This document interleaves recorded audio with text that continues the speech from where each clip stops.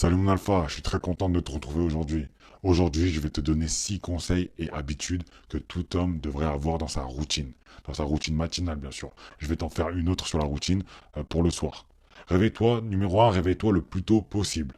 Je me réveille en général à 5 heures et en fonction de la veille, j'adapte. Parfois, je me lève jusqu'à 6 heures. Mais jamais au-delà. Mon corps, il se réveille tout seul maintenant. En fait, j'ai tellement habitué mon corps à se réveiller très tôt qu'il le fait tout seul. Pourquoi je te dis de te lever tôt? Eh bien, tout d'abord, ça t'incitera en premier à te coucher plus tôt, car tu seras fatigué également plus tôt, et donc les soirées jusqu'à 3 heures du mat, difficile de les enchaîner quand tu sais que tu dois te réveiller 2 voire 3 heures après. Ensuite, il faut savoir que se réveiller plus tôt le matin te rend plus discipliné et surtout que tu as la sensation d'avoir le contrôle sur ta vie. Ce sentiment de contrôle s'ajoute souvent à une matinée plus productive puisque tout le monde est encore en train de dormir. Donc tu as l'impression d'avoir des heures d'avance sur les autres et donc tu vas plus facilement te mettre au boulot et réaliser parfois 2 à 3 fois plus de tâches que les autres, voire 2 à 3 fois plus de tâches que tu le faisais auparavant avant qu'ils ne se réveillent. Surtout, le plus important, c'est de dormir à la même heure et de se lever à la même heure le plus souvent possible, pour habituer comme ça ton corps à être prêt à chaque fois. Et quand je dis réveiller, ça ne signifie pas rester dans le lit jusqu'à 10 heures, hein. Tu peux te réveiller à 5 heures et rester dans ton lit à scroller TikTok ou à Instagram jusqu'à 10 heures, 11 heures du matin. Donc, quand je dis réveiller, c'est sortir du lit, démarrer la journée, que ce soit par ton sport, par ton livre, par une formation, par ton business ou encore par une routine matinale, je sais pas, de soins. Tu démarres ta journée. C'est ça le plus important. Faut que tu te bouges, tu deviens actif. Deuxième habitude, c'est de boire de l'eau dès le réveil. C'est une habitude que j'ai ajoutée il y a plusieurs années et c'est un peu ce qui me réveille d'un coup dès le matin. Il faut savoir que ton corps se déshydrate toute la soirée et donc il est important de bien s'hydrater dès le réveil. J'ai toujours une bouteille d'eau à côté de mon lit afin de pouvoir me réveiller plus facilement et d'hydrater mon corps dès que j'ouvre les yeux. Le café ne devrait pas être le premier liquide que tu consommes. D'ailleurs, moi, je déconseille le café pour plusieurs raisons, que ce soit le fait de devenir dépendant ou tous les effets un peu néfastes qu'il procure. Mais je te laisse être libre de ton choix sur ta consommation de café. Pour ma part, moi, je l'ai supprimé de ma vie entièrement. Troisième habitude, c'est de suivre son programme préparé la veille. En effet, moi je conseille la veille de préparer sa journée du lendemain avec une to-do list, avec une planification des journées, donc à telle heure je fais quoi, etc. Et ça permet en fait d'être beaucoup plus organisé. En plus d'être plus organisé, tu es beaucoup plus productif. Alors que si tu n'avais rien préparé, tu sais pas ce que tu dois attaquer, tu sais pas quels sont les deadlines, quels sont les trucs à faire en urgence, quels sont les trucs importants à réaliser que tu n'as pas encore réalisé, etc. Et tu vas être un peu dans le stress, dans le rush. En plus de ça, si tu t'organises comme ça, donc si tu organises ta journée la veille, ça te permet d'aller beaucoup plus vite que si tu n'organisais rien. Parce que si tu n'avais rien de planifié, tu prendrais beaucoup plus ton temps, tu irais beaucoup plus lentement je sais pas, à te brosser les dents, puis à t'habiller, puis à te préparer, etc.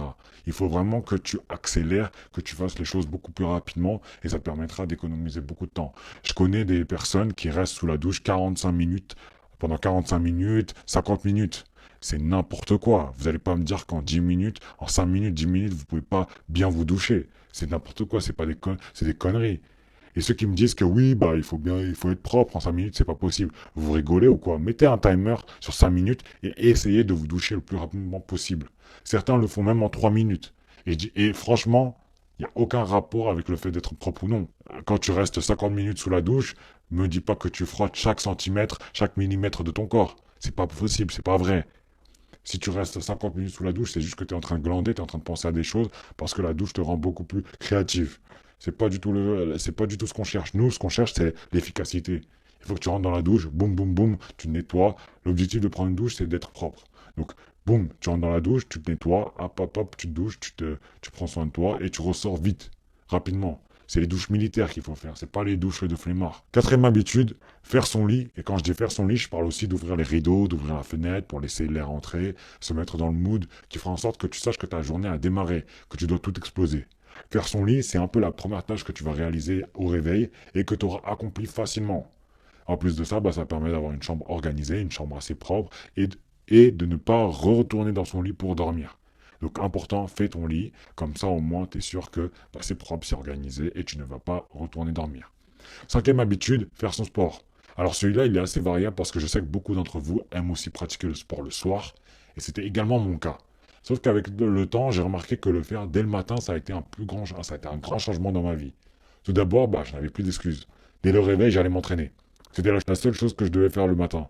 aller m'entraîner. C'était la tâche la plus difficile, la plus chiante. Et dès que je l'avais terminée, je me disais, waouh, j'ai fini ça. Franchement, je peux tout faire dans ma journée. Rien ne peut m'arrêter. Et ça te donne une sensation de satisfaction. Cette satisfaction, elle est au-dessus de ce que tu peux avoir en regardant TikTok ou autre chose. Ça, c'est vraiment quelque chose où tu as l'impression que tu as accompli quelque chose de grand. Cette sensation, elle est incomparable. Alors que si tu dois aller à la salle après avoir passé 9 heures au travail, tu es fatigué, tu as utilisé toute ton énergie mentale dans le travail, toute ton énergie physique, et après ça, tu dois encore aller à la salle après avoir passé 8 heures ou 9 heures assis au bureau, ou bien un métier plutôt physique, tu vas trouver des excuses plus facilement. Tu vas dire, ah, aujourd'hui, je suis pas très en forme, j'ai pas envie d'aller à la salle. Non. Si tu fais ton sport le matin, tu trouveras plus du tout d'excuses.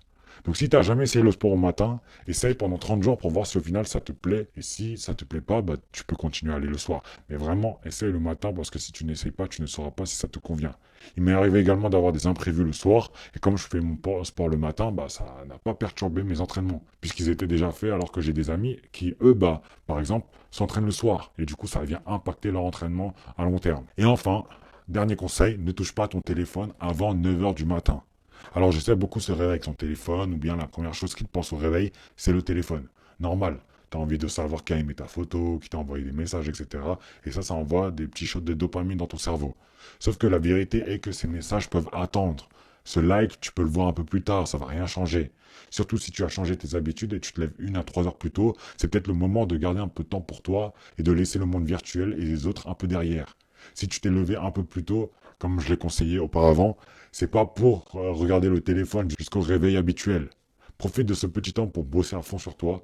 Et lorsqu'il sera par exemple 9 heures, tu allumes ton téléphone et tu réponds, que ce soit au message ou autre. Tu verras, tu auras l'impression d'avoir fait beaucoup de choses, que ton addiction au téléphone bah, n'est plus aussi importante et tu auras une satisfaction personnelle beaucoup plus grande. Alors à partir de maintenant, pas de téléphone avant 9 heures du matin. J'espère que cette vidéo t'a plu mon alpha, j'espère que tu vas appliquer également tous ces conseils. Crois-moi, si tu les appliques, tu vas avoir un grand changement et tu vas avoir beaucoup plus de discipline et de temps d'avance sur, bah, que ce soit tes potes, tes collègues, ton entourage, tout ce que tu veux, tu verras, tu vas accomplir beaucoup plus. Ça ne se verra peut-être pas sur une semaine, pas sur un mois, pas sur 6 mois, mais crois-moi, au moins sur un an, ça va se voir. C'est sûr que ça va se voir, tu vas être bah, plus performant, tu vas accomplir beaucoup plus, tes entraînements, tu vas en faire peut-être même plus, de livres, tu vas en lire beaucoup plus, etc., etc.